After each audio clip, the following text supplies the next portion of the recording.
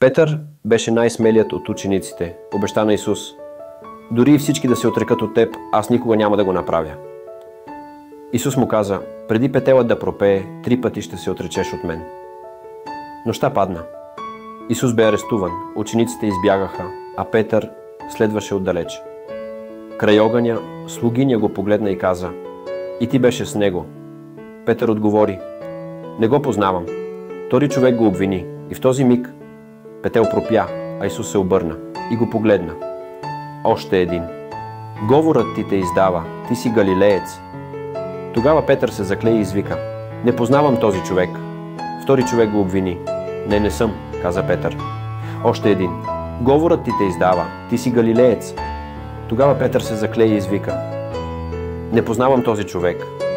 И в този миг петел пропя, а Исус се обърна и го погледна. Петър избяга и горко се разплака. Един ученик, който падна.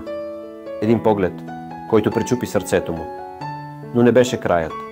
По-късно, край друг огън, възкръсналият Исус ще го попита: обичаш ли ме? И Петър ще стане скала и ще даде живота си за него. Падението не е краят, ако се върнеш при него със сълзи и истина.